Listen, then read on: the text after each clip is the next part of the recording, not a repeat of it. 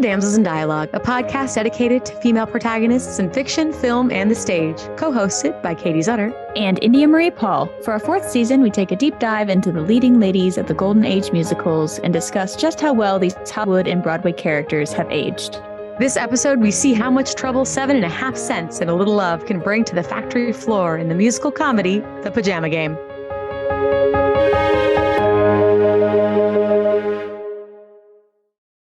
Welcome back, my fair friends and gentlemen and hings and these and theys. We are here with The Pajama Game. Woo! Pajamas are for everyone. They are. This musical. I know we've been kind of mentioning where our history with these musicals that we've been covering this season are. And for this one, I was in this one when I was young, which was a wild time. Let me tell you. Before I dive into the backstory a little bit of this musical and everything, just to flavor this a little, I really, really like that there are so many women in this show. This show can be done realistically, with maybe 6 men total. Oh. And even then you could probably some could probably double. Yeah. When you think about it, because all of the workers can be women. Yeah. And and I think that's really interesting because this one, I didn't look into it and I should have before doing this episode, but this episode this show rather that we're covering this season might include the most women of any show that we've covered. Probably even the Von Trapp kids would be the closest thing we have to multiple. Right. Women to talk about that are named and have, right. Some kind of use. Yeah. There's, a lot of them had 2, which is phenomenal. But how many can you say, the entire chorus could be women and no one would bat an eye? Oh, love that. I love that. Not many. And that's interesting to me. And I do appreciate that. So for its time, that I thought was kind of cool. But just a little backstory of this. So this is based on the novel 7.5 Cents by Richard Bissell. The novel is very similar. It was wildly successful. Okay. As many of the things are that we've been talking about. The novel also was in so we're just gonna just think about the timeline here of this. Okay. This blew up so fast. Okay. So the novel came out in 1953. Oh, okay. So we are already in the golden age. We're already in the golden age. Okay. We're already there. The novel comes out. It's wildly successful. Everyone loves it. It's a hoot. There's, sassy women, quick-witted women. It's not quite the women of later years where they're significantly more independent. It's still the golden age. There's still a lot of sugar, but that was one of the things that they really liked is especially this babe character and things like that were more outgoing, and then labor troubles and stuff. And it was just very comedic. It's a little bit different than some of the things we talked about. There's still a lot of romance in it, but it's a comedy. First and foremost is how it's designed to be. It's called The Pajama Game. We're not doing, No, this is a joke. This is layer. This is funny. So, and actually the book, when they did that was, Richard Bissell did the book as well with cool George Abbott. Nice. And then musical lyrics by Richard Adler and Jerry Ross. And also the dances, which I can't wait to get more into in the after hours. This was Bob Fosse's Broadway debut. And there are phenomenal dance numbers. That is one of the biggest, and this is all I'll say about it because it's not about the ladies. But listen for after hours to hear more. But I will say my favorite parts that they changed from the original novel to the musical on the stage was the dance numbers they added. The whole picnic scene chaos is a riot. Hernando's Hideaway is an iconic number that brings fire on stage. It's just it's great. That was one of the biggest bonuses to this going to this stage, which is very the showiness of it all is very golden age. Yep. We love that. Okay. So remember when that novel came out in 1953? Yeah. So the original Broadway production opened 1954 at the St. James Theater. Okay. You know, we're like doing great. We're doing great. We're doing great. Yeah. But don't worry. Don't you worry, because the movie then came out in 1957. Wow. So from book to Broadway to movie was like 4 years. Yes. Yes. I was thinking through like Gentlemen for Blondes being a novel in like 27 and then having like a couple decades and No. Cool. And it was on Broadway for 2 years. Oh, wow. Like had well over 1,000 performances. Yeah. It then, it opened in 54 on Broadway, and then 55, it opened in London. It ran for almost 600 performances. Wow. So like this was popular. I mean, this one won. Successful, yeah. This won the Tony for the musical. Oh, cool. Like it won this choreography. And I believe supporting actress. For Carol? Yes, Bob Fosse. Yes, Carol. Yeah. Featured actress. She's great. So, yeah. It was like, it also won the Tony when it's one of its 2 revivals. It's been revived twice on Broadway. It's been revived once on the West End. Like, this is a very well-loved musical, and we'll chat a little bit about it today. So now that you know how quick this timeline was, wild.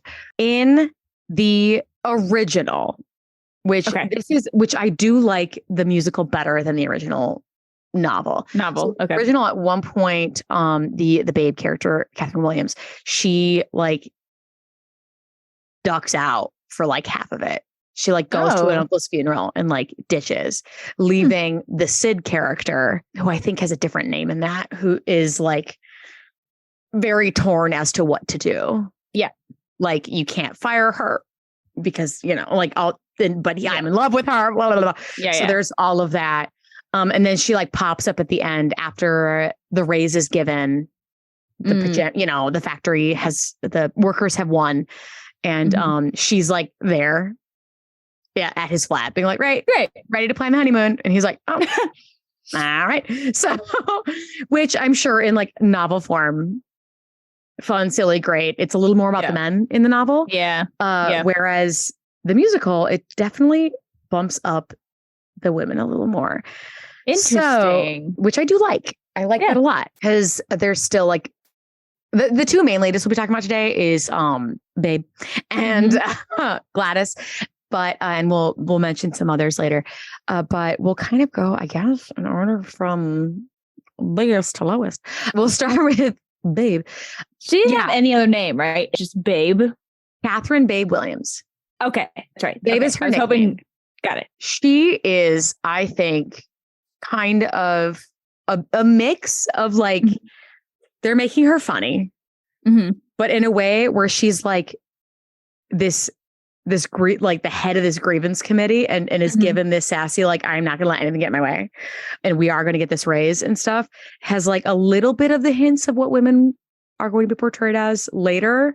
Yeah. But it's still like pulled back by like the cushiness and the sugariness of the golden age. So there's 2 big focuses that she has in the story. In the beginning, which I do really enjoy, there is very much an instant Babe and Sid. Now Sid comes in to help. He's a superintendent and is brought in, and they like both have like googly eyes over each other like immediately. He is a little less quiet about it than she is, which is kind of fun, especially when you're thinking of this time period. Yeah. And she is like, she literally sings a whole, like the women of the, I keep saying the women, I mean, when I did it all, the factory ladies were women, but that could be anybody. But the factory workers are like, and she sings a whole song. I'm not at all in love. Yeah. And to me, it's similar. This song reminded me a little bit, and I don't know how, if you felt the same, or if now that I say this, you'll feel the same. It felt a little bit like the Sister's Lament from Cinderella to me. of here are all the reasons that I'm for sure not in love because of all these perfect things about him. Kind of like the stepsisters lament. Like, why would they like her? She's only absolutely perfect. She's only great. Yeah. So I don't know if that was, I can't remember when Cinderella came out. I don't know if that was like the intention or if that was just like a shtick that was popular in that time period. What's the juxtaposition of what you're saying versus what you mean? Like, that's pretty classic. Yeah. So that's, it's a pretty very comedic for a show where she falls in love. It's definitely comedic foot forward. She does constantly reject his advances for the majority of Act 1. Yes. Because she truly wants her focus to be the leader of she's trying to make this 7.5 cents happen, like this raise, which is super important. And they're causing chaos throughout this entire musical where they are slowing down the line and like messing up the pants like of the pajamas on purpose so that like the clothing falls off. Like she is one of like the instrumental person to kind of get the ball rolling on all this stuff, while also you're watching her fight this romance.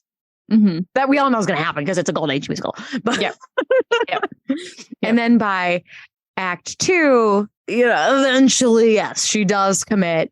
They do get together. And what's interesting is you have a teeny bit of Romeo and Juliet. And I say teeny in the smallest bit because Sid is stuck with, he's like, you can't fire her. She does get fired, but like, he's like, you can't fire her, but also like, this is my job, but also I really love her. And then she's on the other side of like, you have to give us a raise because this is the living conditions. The right thing to do. You have to do this. But also she's like, but I'm in love with you. And I think because and now this is me just thinking about it. This is not like what is written. But I'd like to think that she is better at staying away from him for longer, even though you can see the sparks, you see the moments, you see them. She's holding off better because what she's fighting for, she feels more strongly about than what he is fighting for. Because he is very half-assing this like superintendent position. Well, and that's like in the musical, because I'm not as familiar with the script. I'm more familiar with the Doris Day movie, which is one thing that was still fun. But what I struggled with was the Sid constantly abusing his power as the superintendent to pursue Babe. Yes, and I think in different settings. So in a movie, it is easier to make it very like. There's quite a few things that didn't age well in this musical, right? So like, okay, I gotta look back at his name. Prez. Yes, Prez. I keep calling him something different. Prez does not age it well at all. If he is played the wrong way, like there's only really one way to play him if you make him just as silly as possible, I think you can get away with him. Yeah. But like, if you try to play him realistic at all, that is so uncomfortable. To watch a married man chase the skirts of like everyone he sees. Like that's just uncomfortable. And same with, I think, how they do Sid as well. Yeah. Okay. Because and I'm not as familiar with the movie, but in like musical settings, at least from what I've seen, and granted, this could be just the direction that from what I've personally seen, I'm sure people could take it other ways, is their interactions. She's always in charge. So he tries. He tries to be like, well, let me see if I can get you alone in this room so I can, because I know there's sparks flying. And she's like, you thought that. Absolutely not. Goodbye. So I think I agree with you, depending on what the director does with it. Well, and that's what I was feeling. Easy. It's very easy to make it like exactly like you said, like abusing power, as opposed to what I would argue most people would do if you were now within reason, people. If you were interested in a coworker, of course you're going to try to take your lunch with them. Yeah. Of course, you're going to try to like catch them on the way to the bathroom. You're going to try to do those kind of little things. But there's a difference. There's a difference between, I'm going to call you, into my office.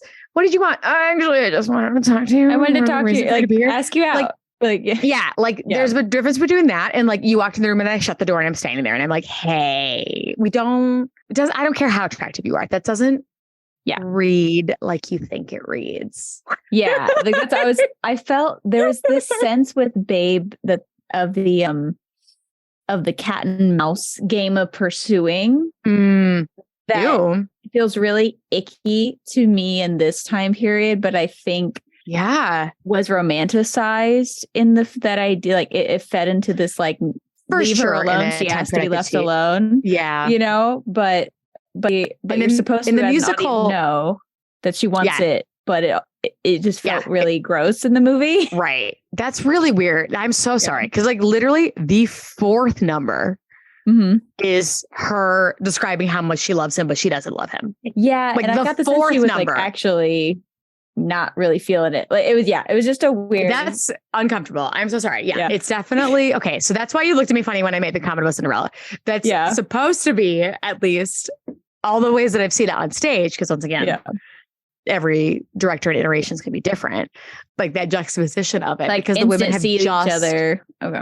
Yeah, they have like that's why all the girls say that. All the girls. I'm not familiar with the movie again. Yeah. As familiar, but like the girls all after like he leaves, after he introduces himself and does the whole thing, walks away. They're all like, oh, he's so pretty, right, babe? We saw that, babe. What did you think? And they like all, as you do as a bunch of girls at a bar when you see your friend see a hot guy is like essentially what the workers do. And that's what causes Babe to sing this song. So, oh no. Yeah, I don't think that like it was in the same place, but I just felt like Doris Day played her so straight that it felt like she was very much more on the plane of I truly focusing. Don't like even if she like was I just don't have time for that. Like very much like not goo-gooing and resisting. Like there wasn't a whole bunch of turmoil. So that's so interesting because even if you read the lyrics, it literally goes back and forth like that, where it's like, I'm not at all in love, not a pinch, not a mite. Yeah. Although I admit he's quite a hunk of guy, but like, I sing it like I think she played. I think she so weird. I think she played it more like realistic rather than like. I think this musical probably, and I haven't seen it like as a stage play, but probably thrives off of the over dramatization of the romance. So the over dramatization of everything. A guy throws knives at a picnic. Oh, we'll talk about him and Gladys in a second. Oh yes, but my gosh, it's supposed to be. It's a comedy, not a romance. Yeah, there's romance in it, but it just felt very like he was constantly pursuing her, and like there's a lot of physical aspect. Like she got like pushed against the wall, like when he was trying to talk to her a couple of times. It's like I don't like which this, once like, again you can get away with. Not get away with, but you would want to do in a movie because you have that reads better in a made than it does on stage. But that doesn't mean you should do it. Yeah. It felt very like it felt very like it almost felt Gastonish, like when she's trying to like not have a conversation in her house. Like I was just like, I don't like Sid. I think I'm supposed to like him, but I really don't like him. And now babe, what are you doing?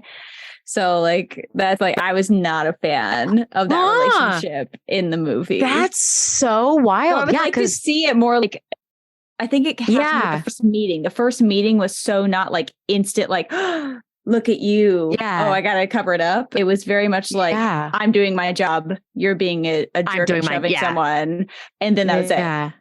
So like I feel like that first meeting has to be so over. It's like gotta be. The whole thing has got to be like, I mean, so much of it is so. Even the way they said 7.5 cents. Yeah, like what we gonna do with the half a penny? Like they sing a whole song about it. Don't let me do it. I know. They got all the math laid out. But you know what I mean? Like I think you're absolutely right. It should be there is no straight person in the show. Yeah. Like I don't think really you can take yourself super seriously in this in a great way. In like, it's not quite like Urinetown level of don't take yourself seriously, but like in that genre, I would argue. Yeah. And something else that might, I don't know how this affects anything at all, but I did notice as I was looking back into this, because once again, I did it, when I've been alive, not then. Yeah. And now it's very common for the production art and stuff to be Sid and Babe sharing a pair of pajamas. So he wears the pajama bottoms and she wears like the top fully covered. And they did that in the musical, as in the movie. The musical and many others, they did it's in many iterations. It's just Babe. It's Babe in a men's pajama shirt with the shirt wrapped down around her. Oh, don't awe. It's wrapped down around her shoulders and it, like with like push-up boobs with a bunch, with 6 men looking at her with all different reactions. And that's a bunch of what was happening. So that's like not my face. No, yeah. Doris Day had the top and then he had the bottoms in the movie. Yes. And so that was the fun. The class, yeah. Like, what they do more now. Do you like that she's like working girl in a factory? Like, hard work. Like, this is not like, she's in a factory and she's, but no. But she's still, she's doing hard work. And also there are, which is so funny because we've been talking about how over the top you need to be. How many women that we've talked about this are trying to fix a social injustice that affects not only them? Well, yeah, that's what My Fair Lady's just trying to get herself into a flower shop. Like the closest is maybe, and this is a stretch, Maria's trying to flee with everybody, this incoming she doesn't talk thing, about the Nazis, but she's not like fighting. At all. Right. They're not fighting against it. Yeah. They're just fleeing it. Whereas she, and granted, that's obviously bigger than just I need a raise. But I mean, Babe is like actively going against things that we still have issues with today. Oh, yeah. I will say very relevant. Like when they started talking about like, how can I afford this? And how can I afford this? Not, what a concept of like raises to pay for stuff that's more expensive. So that's that's what makes this so interesting to me is that she is, so she does fall in love, right? Yes. They do. There's tons of reprises in this. This is very big on the reprise in this, which, in a way that it's very storytelling. It is not just here's another 45 verses just so you can hear how good my music is. Like it's very much like they use it for reasons, but it is a lot of reprises compared to other shows that we've talked about or seen. So what I think is interesting about her in this time period is like we're getting at, she's a working lady. Okay. She's a working lady. She is a union worker or trying to be a union worker. She is actively, they picket and they riot against their employers while also at the same, like being this like feisty, angsty person that we've liked in other characters that we've seen, while also still appealing the golden age stuff by making her a beautiful, like she falls in love with somebody kind of woman. Also, she is a mezzo soprano. Ooh. And I'm gonna quick double check. But I don't think there are any sopranos. Oh, because you probably would be the part. There might be like one chorus member. There are no sopranos in this show. They are only, she is a mezzo. Yeah. And every other female is an alto. That's exciting. Which is that's also a little bit of like incredibly different.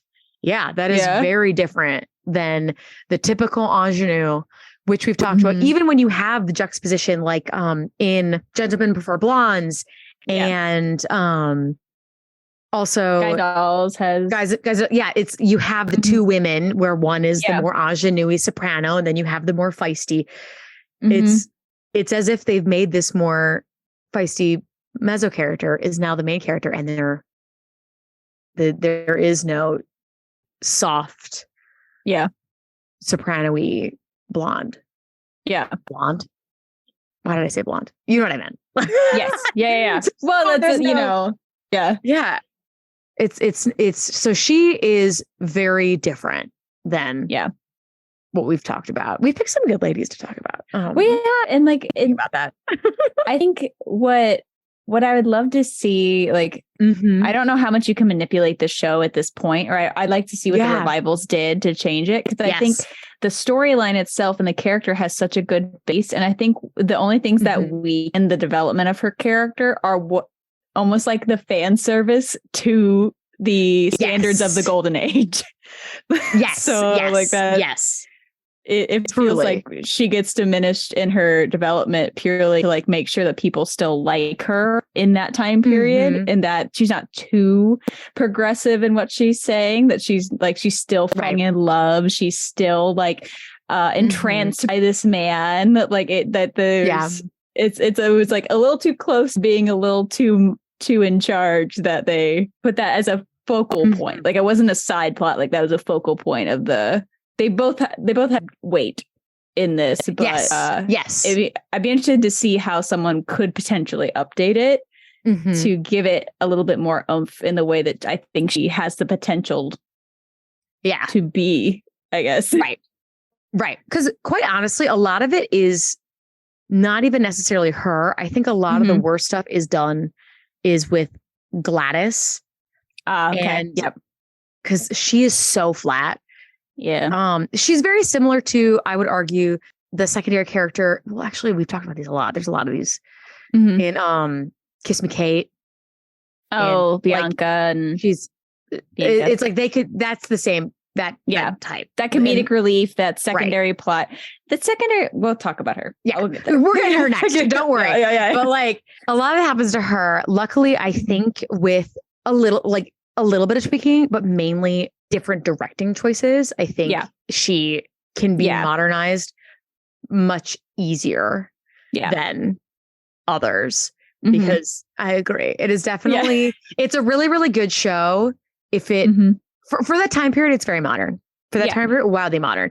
But when you take it here, it's like some things need to be updated. And there definitely were some updates. Okay. So we had the first Broadway revival, which I don't know as much about revivals. Maybe you know more. Is this quick to have one in 1973? Only like 20 years later? Yeah.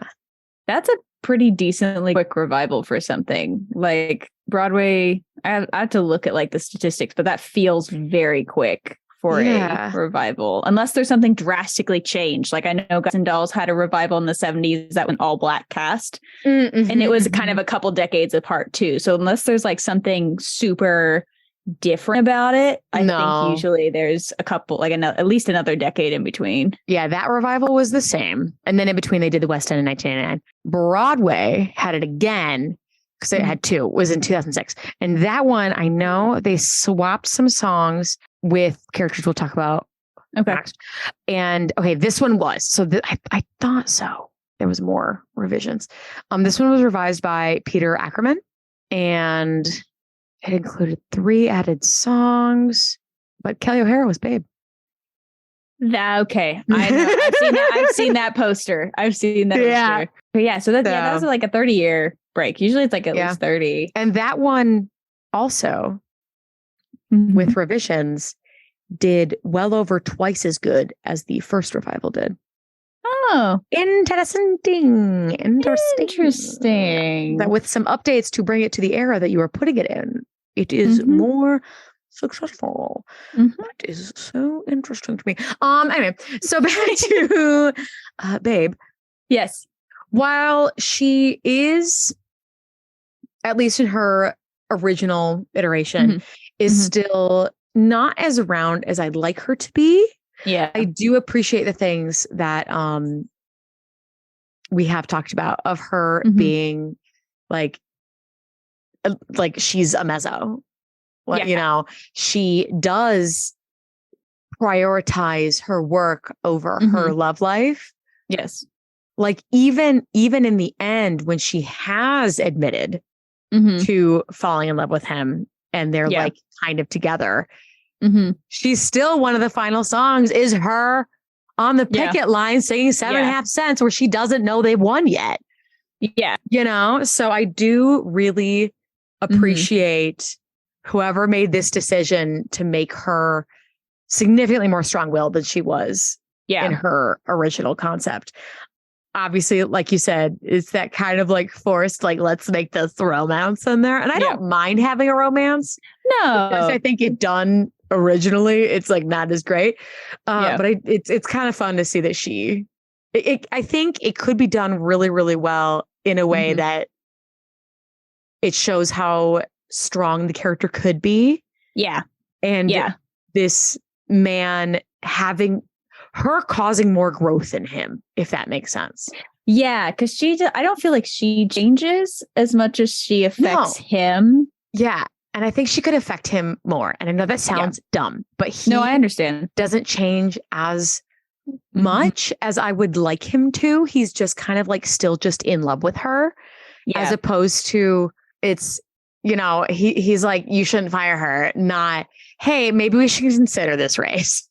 Well, it feels like he doesn't quite fully believe in her cause, or like there's no, if you really wanted to dive into like what a raise means to factory workers, and you're getting a little outside of the realm of comedy. Yes.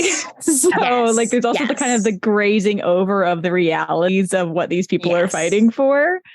So I think that is also like you can't fully affect him to feel unless you show him the effects of that. Right. It's tough, but I like I like things that we've talked about other strong women who don't change over the course of a story. I like that they are so strong and confident in themselves that the world comes up to meet them because they have no choice. Because this woman is so polarizing in the best way they intend to be.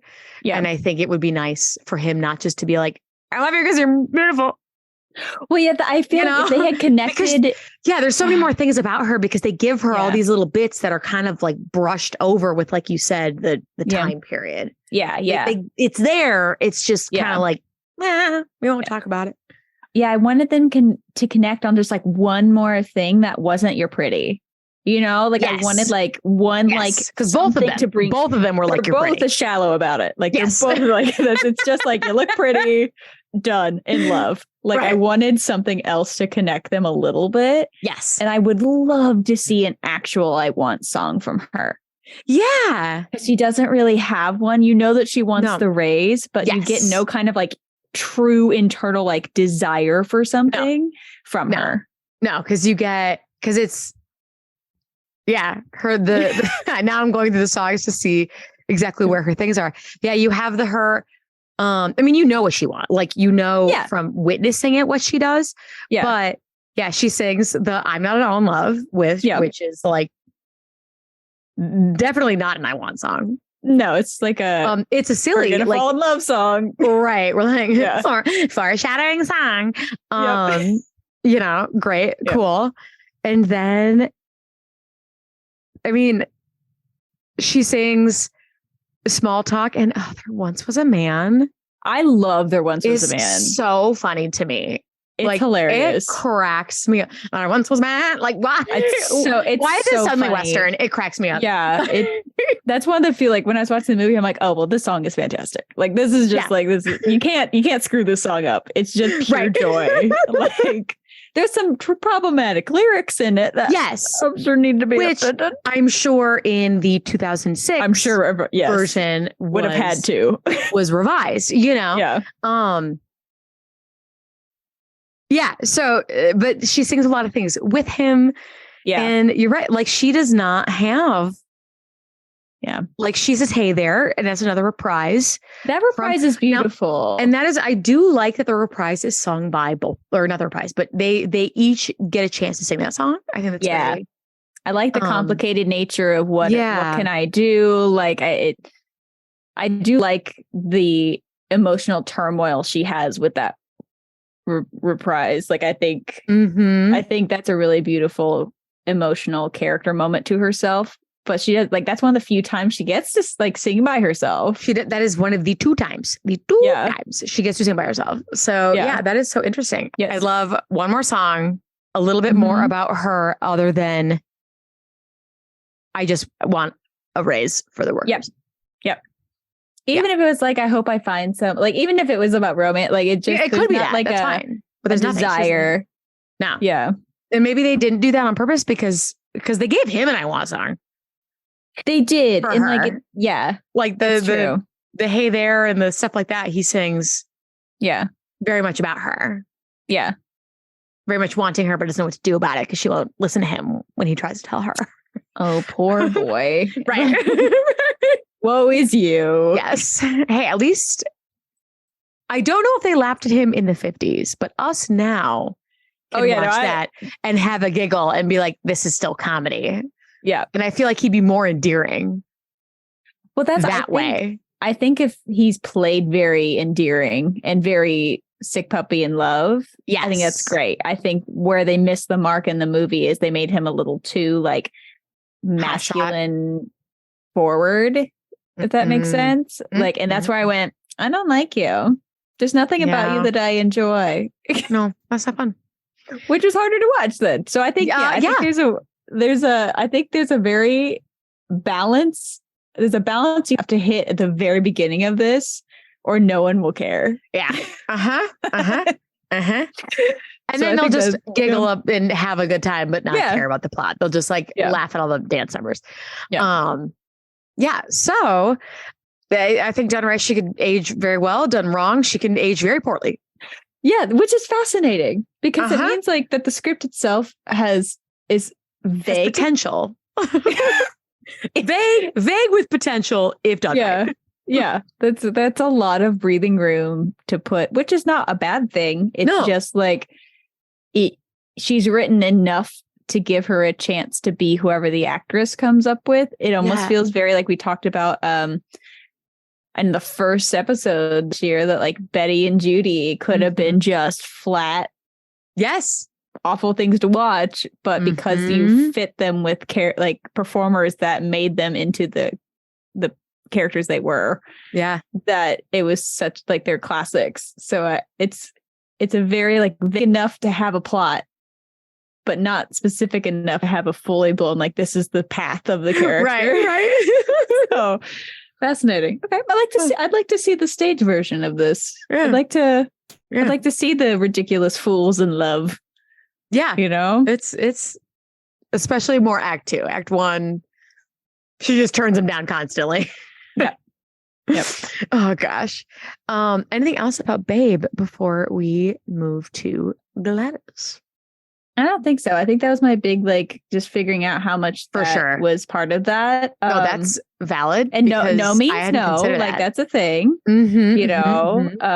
But I do think that if you get a sense that she truly is just like trying to resist being with, like, I think that turmoil can be overdone enough to like make you want him to keep asking her out. But like you know, in today's world, there's also the like, wait for her to come be ready. Like, you just leave her alone, please. And on the flip side, in today's world, there's also a large group of women and people who like, now I'm going to say this, it is not the I am going to get her even if she's saying no. It's the chase of the coy.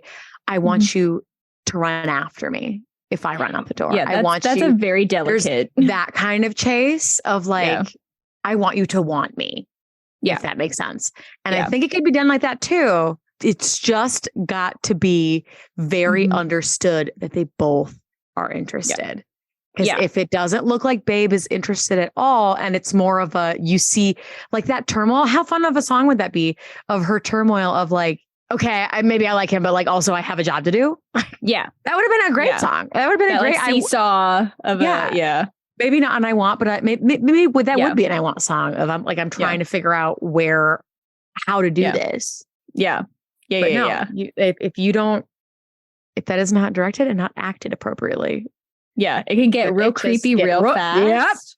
Yep. And like, that's a delicate balance. That's a delicate balance. And like in that time, you couldn't be a woman who's openly pursuing as much. Like, so like, I think there's something that feels very of the time of like that cat and mouse-ish game because of decorum that translates just in a very weird way.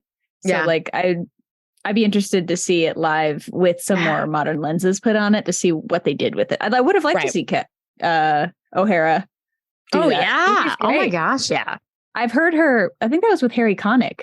Yeah. Harry Connick. Harry Connick Jr., excuse me. Yes. Harry Connick Jr. And that was his acting debut. His Broadway debut. Good for him.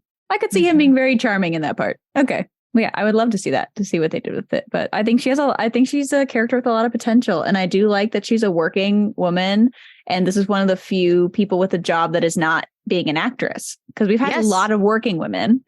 Yeah, we did. But they almost all of them have been actresses other than Eliza, who is a flower seller. And Maria, who's a nanny. Yeah. Because but those are all very typically female roles. Whereas this is like right around World War II.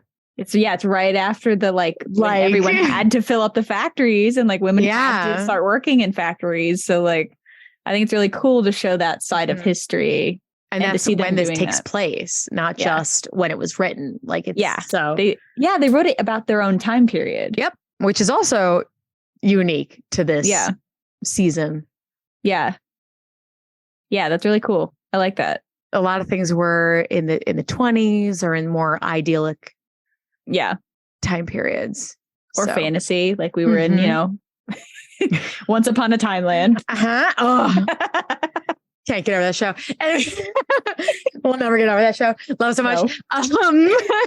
But yeah, okay. So yeah, it sounds like the biggest, she has a unique case of if done right,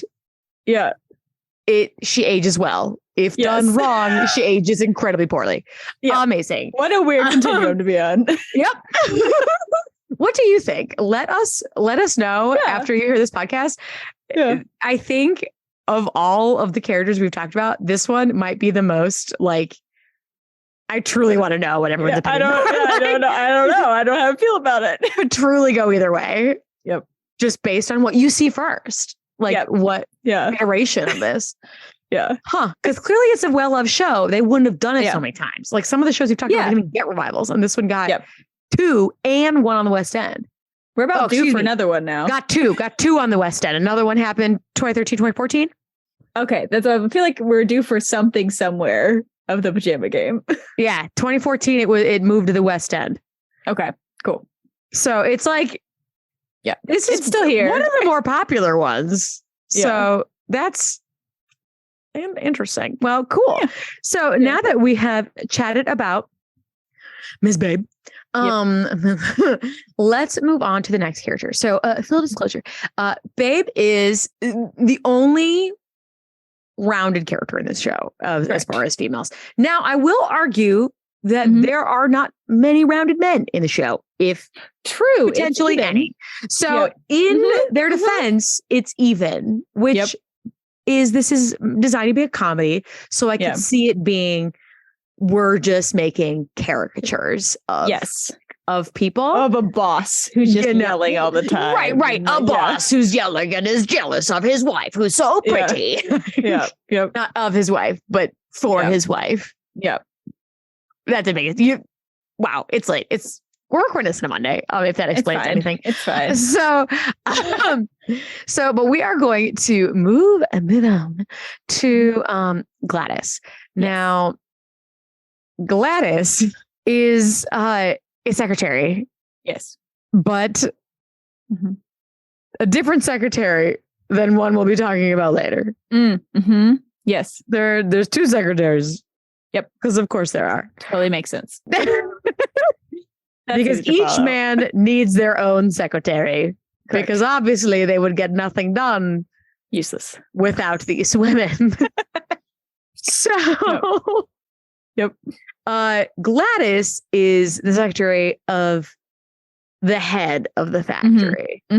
Okay. So she is head secretary. I don't know. She for sure is okay.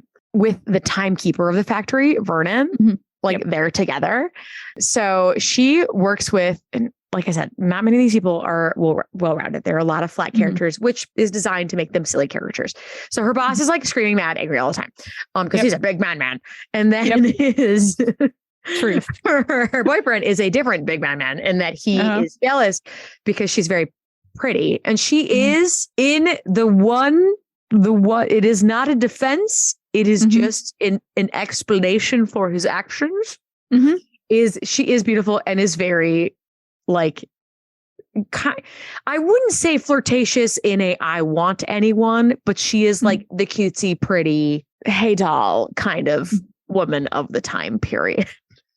You know, if that makes sense. Like she does. It's, I don't know how, because it's not like she's openly flirting with anybody because you don't really see her interested in anybody. She's not Bianca.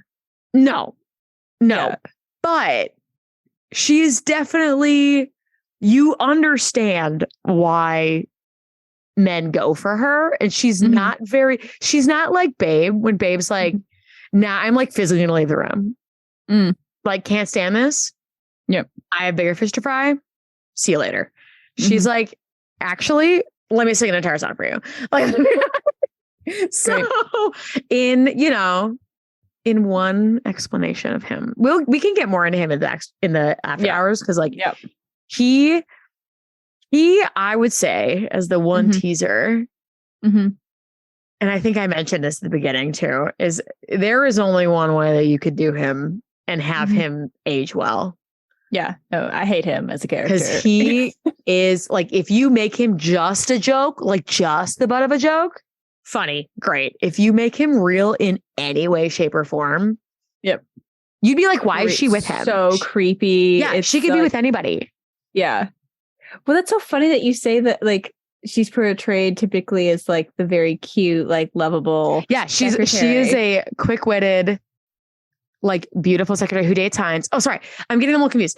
Vernon is not creepy. He's just really overprotective in like an uncomfortable manner. Well, sorry. I got switched up with the characters. No, he's not creepy. I just hate like his like possessiveness. He's very possessive. Yes. Yeah. So there's a lot of characters in this show. There's a lot of characters and it relates to Gladys. Okay. So Gladys is pretty like quick-witted, but pretty, takes the attention from men, doesn't necessarily give it back. Whereas Vernon is like, you're flirting with everybody. No, she's just very pretty and everyone finds her very pretty. So uncomfortable that he is so upset and jealous about her. And then Perez, who's constantly going after her. That's the one. That's the one that he really, really, really can only be done one way. And it has to be a joke. He has to be the butt of a joke. But it's tough that a lot of these men display very toxic. They do. And typical toxic masculinity traits. Yeah. Which this is a comedy. So they're trying to make fun of it. But once again, if it's taken seriously, that's tough because Gladys because we're talking about all these stupid men in the after hours. But we're going to look to Gladys. You were saying, portrayal of her. Yeah, it's funny that like, because when I watched the movie and it was the original Gladys in the movie, which was cool that she transferred. She gave me she was brilliant as a physical comedic actress. Like she was fantastic, but she gave me such Carol Burnett vibes. Because she's a dancer. Yeah. She's like, she is a dancer first. She did not speak in movies. Until that movie. That was the first movie she was ever given lines because she was a dancer. That's fantastic. Yeah, and you can tell comedically on point, and her physical comedy was so good. But like I saw her as like a Carol Burnett style of a comedic role rather than like the pursued secretary. At least it was played up more in the movie. Yeah. So like it can go so many ways. I think that's why even like Heinz's jealousy made less sense. Yeah. It's like, what are you doing? Because she was just like, but she was fantastic. Like I thought Oh, for sure. So well. No, that's awesome. I like comparing the two, Babe, it's that fine line of, like we mentioned, trying to make her modern while also making like not taking some of that bad ideology from the original. Yeah. Gladys, I think it can be played tons of ways. Oh yeah. Like she's a plot point. Like she has a key that he ends up needing. Yes. Like that's a whole role, and to randomly put in the jealousy side plot that was unnecessary. Yeah, this random side plot with Prez that's really about him, but like so you can have a lot of fun with her in that way. Something that I did want to mention about her is actually in the it wasn't the first, it was the only film she spoke in. Really? Yes. She was great in it. She's hilarious. She was strictly a dancer and everything else. I believe that one of the songs, I think it's Steam Heat, but I could be wrong. It's either Steam Heat or her. It might be Hernandez Hideaway. It's one of the like bigger numbers. They actually gave to May. They took from Gladys. Interesting. And gave to May in the revival. Yep. Okay. So it was Steam Heat. And Steam Heat, it was originally done by Gladys, who, as we've aforementioned, she's a dancer. Obviously. Fantastic. Obviously, you're going to give her that role. You're going to give her that moment. But they gave it to May instead in the 2006 revival. Because Hines accuses Gladys of being a flirt and she's not. So she does it to make sense. So it does make sense that she'd go and start her stuff. So it doesn't. So it doesn't make sense. Sorry, there's a typo on my poorly coded thing. But Kathleen Marshall, the did she do that choreographer for Marshall? Great. For the 2006, she's like, it doesn't make sense. So that's why, she's like not a flirt, but she's still like puts herself very much out there all the time. Yeah. Which then gives him reason. Doesn't excuse the behavior. No. Gives him reason. Did they do all that? Do you know if the original Steam Heat was still in bowlers and pants? Because I loved the fact. I think it is. That feels like it probably was transferred. I think it is. It was something that I think Jerome Robbins. That's how we did it. Tried to keep it. Well, yeah, it's Steam Heat is one of the most well-known Fosse numbers. Yeah. As it was so iconic, and it was so it was such a good introduction to his style, because you can tell this is his first. There's a lot of things that we'll talk like you can tell. Yeah. That's his first big one. And he's trying not to be like too wild, he's trying not to like fully commit, he wants to be asked back again before he can do the wild stuff. But I know that Jerome Robbins was a big advocate for him and his work being transferred to the movie, because he helped direct it. But I love that it's in pants and a bowl. Like you have a woman with two other men dancing in Steam Heat in pants, in a bowler hat, in men's clothing, dancing this number. And it's never addressed. It's never like anything other than just like what exists. And it's just, and that's like a lot of the dance numbers in this, or like we're putting a dance number because this is the golden age. And why not? We're going to have fun. Yeah. We're going to have a blast. And that was a big part. Dance really was altered forever in the golden age with Oklahoma is what altered dance with musical theater, like for the foreseeable future. And you can definitely see that, I don't know, dance was so important during this time period. And I love that. But thanks, Gladys, for being such a dancer for us. She still did Hernandez Hideaway, which is another big dance number. She was also given a song in the 2006 version, The Three of Us, Me, Myself, and I, between Hines and Gladys. Oh, so good. They got a duet. And which I think is better. I think that's good that the couple should get a duet. I like that a lot. So that was something that was added to help. Awesome. I love that. And I think it's important to note that that revival was directed and choreographed Kathleen Marshall, which is a female director and choreographer. So a lot of these changes have come about when you have a female leading this revival. So I think that's something to note. We've seen her work in the 2005 Once Upon a Mattress. Oh my God. Choreography and direction. So she's an icon. Age revival icon. Yes. But I love that. I love that because we haven't had many women involved in this creative process for the show. It's been a lot of men. Yeah. So I love. Yeah, because we've had other shows where women have, I mean, a woman helped write the original shows of other ones we talked about this season. But Singing in the Rain, Kiss Me Kate. Like we've had a couple different Gentlemen Prefer Blondes. Like we've had a couple examples of it. So I love that. Yeah. Funny how when you bring women into a show that has more women in it. Like, yes, changes happen. Right. There are many named characters that are men as well, but when they're that flat. But Gladys overall is, I think she's still a really fun role to play. I think both Gladys and Babe would be fun to play for very different reasons.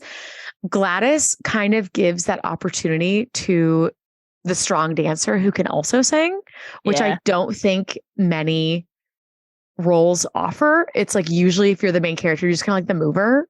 And so being a supporting character that has like multiple dance solos is really fun and interesting to do. Still, I think she's pretty flat. I think adding the song in 2006 probably makes her a little more. Unfortunately, we are today talking about the Golden Age. So she is very flat, but it's comedy. She's supposed to. She doesn't want to act drunk in, after tangoing and like.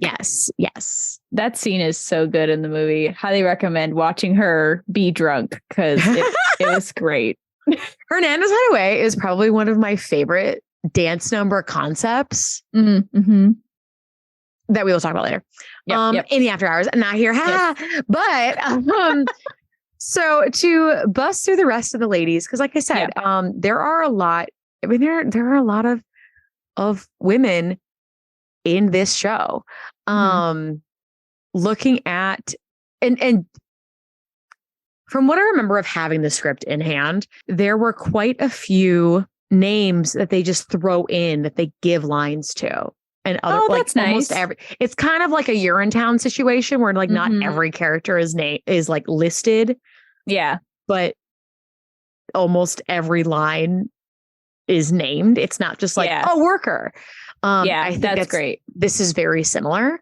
In that, but of the men, there are like 8 named men. Okay. Which some of those are easily doubleable. Salesman, handyman, like things like that can be doubled. And then 7 or 8, I can't tell, the last one could be either. Also like named women. That's great. So it's like 50-50 for the most part, which is nice. So obviously there's plenty more women that we could talk about, but as we mentioned, a lot of them are very flat unless they are Babe. So both women we semi-mentioned earlier. We have May. So they're both kind of connected to Gladys in one way or another. So May in the original rendition of it is another sassy, snappy woman. Yes. They all are sassy, snappy women. Yeah. But she actually accepts the advances of this gross guy who's been following Gladys around this entire time, that she's been like uncomfortably like, no. Like her, I would argue, is worse than like Babe. At least they kind of set it up where she thinks he's attractive and she could be interested. Whereas like Gladys is like not ever interested. Yeah. Which they cut a lot of that Prez Gladys stuff in the movie. Okay. So that wasn't there's a lot. as, like he comes back, prevalent. They sing a whole darn song. He comes out a bunch and he gets frustrated. So then when he gets frustrated, gives up on her, I believe at the picnic, he, takes out his rage on throwing the knives, excuse me. He then in a rage flirts with May instead. And she's like, yeah, game on. Which I don't know what that says about her, knowing he's married. And she's like, yeah, game on. Yeah. I don't super love that. Not a big fan. Because especially now, I think that's one of those things that just doesn't age well. Because like now there is that like, you don't do that to another woman, kind of thing. Like that's just kind of like an unsaid rule. Yeah. Like you don't intentionally become a homewrecker. Yeah. You know, so like I don't love that for her. It does make sense that in the later revivals, they gave her that dance solo instead because she is much more accepting and much more flirtatious than the others. So I do appreciate that. And then another featured lady is the oldest woman in the show. I mean, I guess you could guess it any way you want, but is Mabel, and she is the other secretary. She is Sid's secretary, and she's the one who has to kind of like be like, yeah, you love her, and he's like, what? And she's like, I'm not blind.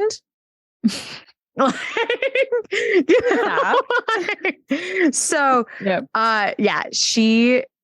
she's a little bit of that caricature of the old woman who kind of knows everything. You know, she brings up to Hines, like they sing a whole duet of like, could you like get it together and not be jealous? So she's kind of like the mother of, I mean, arguably more so the men than she does anything with the other women in the factory, which is kind of funny. That's kind of a fun role. There's usually like kind of a sage woman in any kind of like, her. I mean, has Succeed, has one too. Like, you know, like there's that like upper secretary who has a lot more wisdom. And that's her. That's her. Yeah. So she actually, like I said, she gets a full duet. That's not just a reprise. Yeah. Because May also gets a duet, but it's a reprise of, you know, the song that he tried to get with Gladys with. It's fine. I'm not uncomfortable by it at all. It's so interesting because I didn't see that version of Prez because it wasn't in the movie. Yeah, no, the Prez subplot like wasn't. Oh yeah, big. No, he hits on her multiple times throughout the beginning of the show before May's like, oh yeah, I'll do it. Yeah, because that's not great. Yeah, no, that's not great. May, I really liked. She wasn't very like as flirty, like, but I also think Prez didn't have a wife. Like, I think they cut out some of that. They cut out his stuff. Yeah. But I love that she had a bit. One, the actual factory workers in the movie were very body diverse, which I appreciated. Yeah, it was really great because you know, like usually you just cast like a whole bunch of like ingenues, chorus girls, for the back. But you can't do it for this one because it's a big old comedy. I love that. Yeah, I love that. And May's bit was that she was always drinking beer whenever she had the chance. And so I was like, well, this is like, what a weird token thing to give her, but like that's great. Like I love that you get to see a woman drinking beer. Like right. Great. Oh my gosh, how fun. Yeah. That was one of the good things I liked about it. So, but they all had personalities. They did give a lot of lines to a variety of factory workers. There's a lot of just that's why I said it's like very similar to You're in Town in that way, where there's lots of little bit lines and everyone's kind of named. Yeah. And it's to be popular. Yeah. The chorus does a lot in this show. Yeah. The chorus does a lot. Like, I was in the chorus for this. I was very young when I did this show. So, like, I was not to be a romantic interest of anybody in this show. It's like in middle school, maybe high school. It's like you're on a lot between all of the dance numbers. And then there's all this fun choreography and scene work you can do where you are like, anytime they have scenes, it's in the factory. So the chorus can be on stage actively sewing. Yeah. So it was so fun to be. And then since there is so much movement in the show, the chorus goes from, okay, you're working and you're doing your due diligence and you're getting your stuff done to the chorus is having a full scene behind whatever's happening because they've already set out that, hey, like Babe's already planted the seed of like, this is what we're going to do the pajamas. And then if you watch the chorus, you can watch them doing that while other things are happening. So it's really one of those shows that also similar to Once Upon a Mattress that I think could be really good in high school if all those things that we mentioned were fixed. Maybe do the 2006 version. Thank you, please. Yeah, do the revival. Yeah. But yeah, because like it has so many women and like you wouldn't, if you were in the chorus, it wouldn't be just that couple of scenes you're in. You'd be in every dance number, which there are a lot. Yes. Almost the entire thing takes place either in the factory where everybody is, at Hernandez Hideaway, which is a public bar that has a big dance number, or at a park during the picnic, which you need everybody. That also includes a giant dance number. Yep. Like it's a good show for the ladies. It's a good show in general. It's not too difficult to dig into either, because it is truly just a silly comedy. But for some fun facts, unless there were other things about just like the women in general. I'm here for it. What's your fun facts? All right. So first of all, in the movie, they wrote a song specifically for Doris Day, the man who invented love, that they cut. Okay, I was gonna say, I don't remember that. They cut it in favor of the standard reprise of Hey There, which I did like. So I would say, I think cutting that reprise, there's lots of reprises in this one where it's like romances singing in another fashion, like Prez and Gladys, then Prez and May. And and this one, I think I like this one. I like that duet. Also, in the original musical, it actually launched the career of Shirley MacLaine. Okay. Shirley MacLaine was an unknown 20-year-old at the time and was selected as the understudy for Carol Haney's role. Oh, nice. So for Gladys, when Gladys was out for an injury, and she has won Academy Awards, Emmys, British Film Academy Awards, I feel like I know Golden that Globes, name. like all these things. Yeah, she's done a lot. She was in Magnolias. Yes. She was also in a minor role in Oklahoma, but the Pajama Game is what got her on the map. Sweet Charity. That's cool. Yeah, like that's like I know that name. Around the World in 80 Days. Yeah, 6-time Academy Award nominee. Oh, okay. Terms of Endearment. Okay. Yes. So that's kind of fun. That's really cool. I like seeing where they start. Yeah. Yeah. So that's interesting. That's really cool. I don't know why this show, I found so many more fun facts.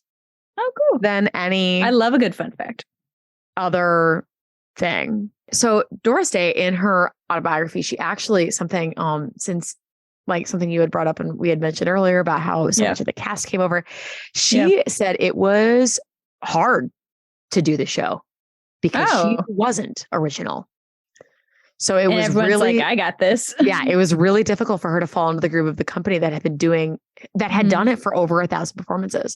So this was, she said she described the experience as trying to find her place in a well-oiled machine.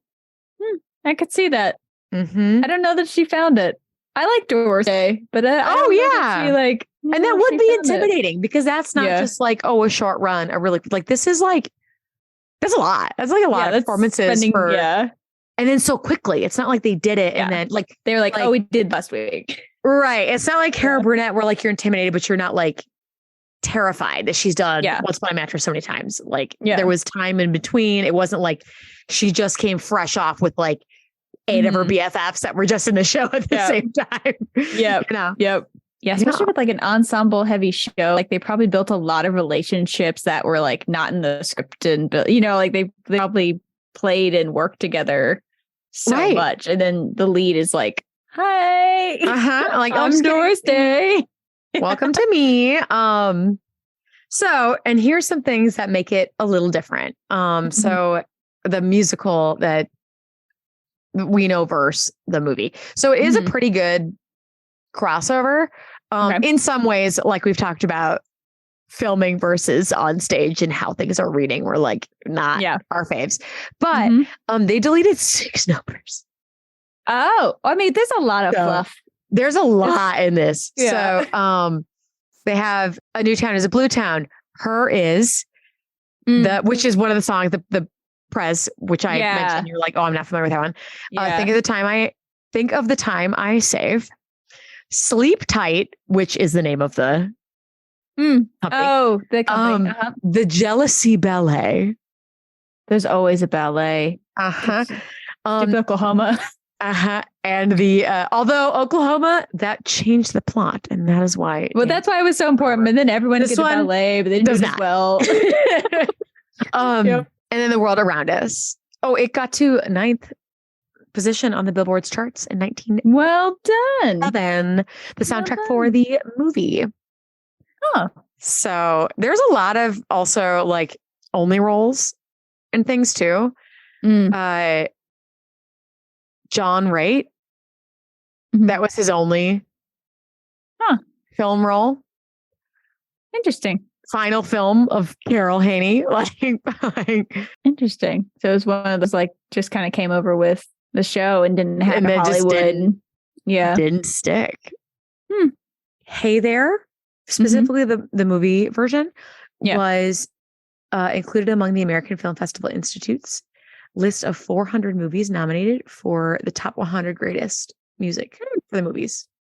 And like Hey There was in 2004. Hey There's pretty good. That's a pretty good song. So There Once Was a Man is still my favorite of the show.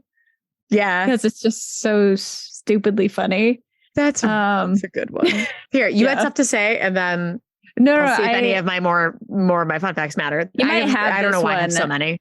No, you might have this one somewhere because I don't remember where I found it, but it was the that at a 7.5 cent raise, they were making like $125 an hour at that in that 1954, or like roughly like $50 a week.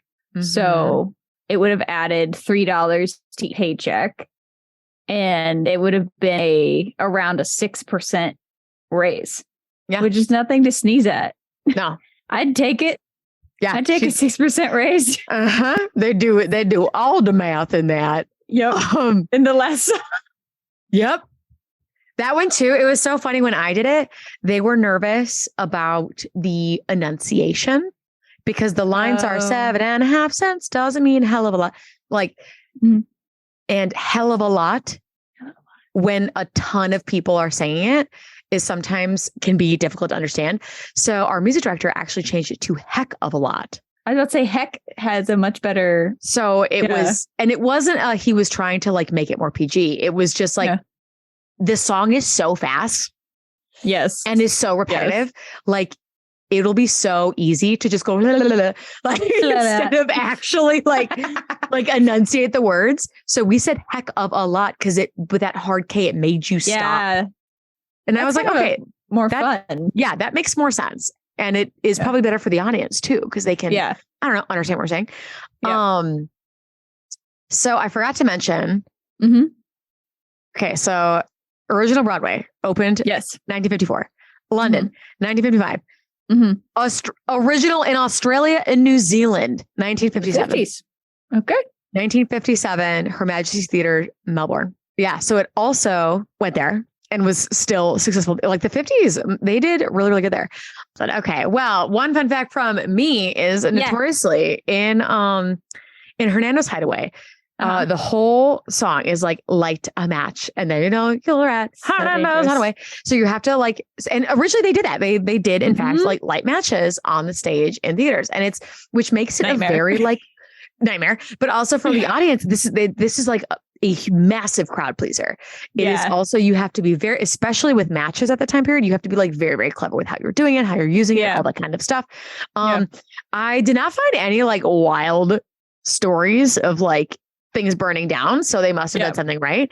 When I did it, we used lighters because obviously that is safer in so many ways, and it's easier. It's just easier.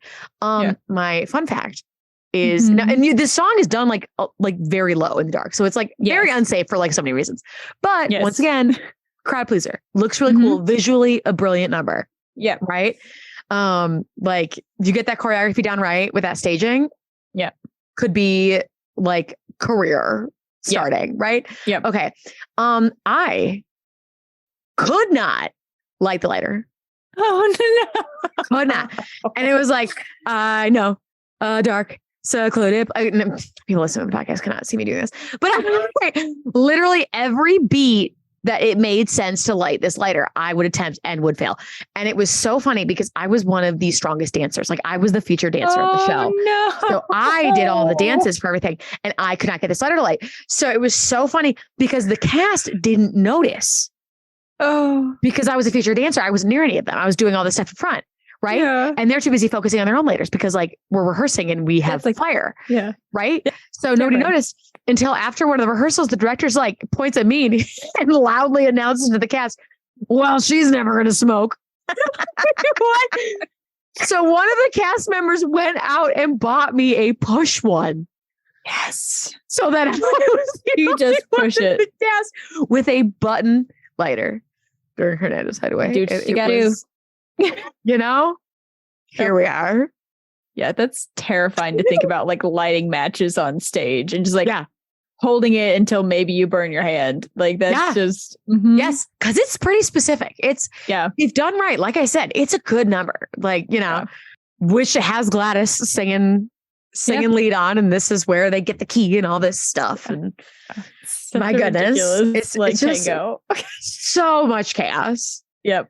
So I'm not going to say any more effects because I've been saying so many things inconsistently wrong this entire time that I don't want to lie to you today. But you should check out our after hours. Yes, I know we segued a bit during this episode into other things, but that's just a taste. Yes. It's just a taste of what we have to come. My goodness, were there any other fun facts or interesting things that you were like about any of these ladies that we've talked about today? I don't have I think we covered a lot of really good character discussions because I did come off of watching the movie the other day going like, wow, I really just don't like the romance plot. And I get it. Yeah. Like it was like I really want to like this in it because there's so much potential. And from a modern lens, I would love to see them dig more into like the union part, like that kind of shenanigans of trying to get that right. As the and comedy that could have been stuff too that was cut from the movie. Yeah, for sure. So like I would like to give it a shot on stage before I fully make my decisions about it.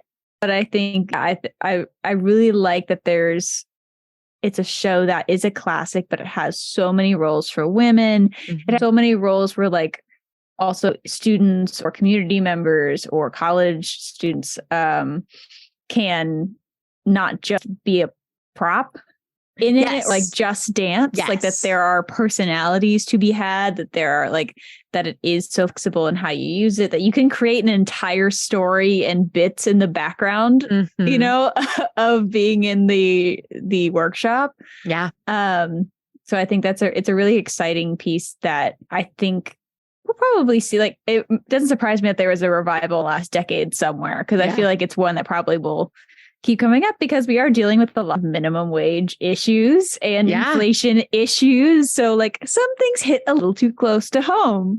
When I was watching it, I went, oh, this isn't changed at all. Like, that's sad. Yep. So I thought that was really interesting that they put such a hot button issue at the time, I'm sure, and currently in the comedy, like adjacent, which is why the romance, I think, takes a big front seat in the show. But I'd like to see kind of like the version where like some more of that activism stuff like comes up and the romance is like a side plot. Yeah. But I didn't know much about this show, so I was really happy that you picked it and that we were able to like talk about it. So it'll be my radar now. Brilliant. I can't wait to talk about it more in After Hours, and we will see you all there. That's bye, everybody. Bye.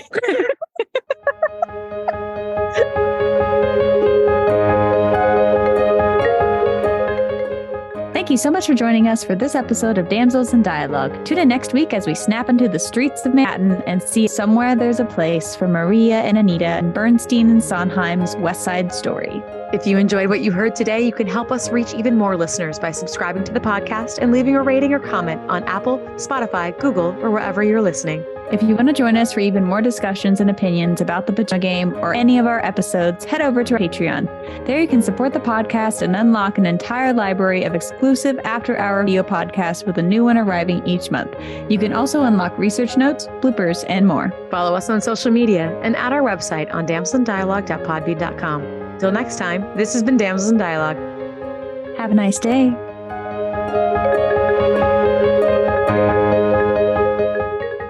This podcast episode is sponsored by Royal Princess Parties LLC and is produced by Hello Out There Audio, part of Hello Out There Productions.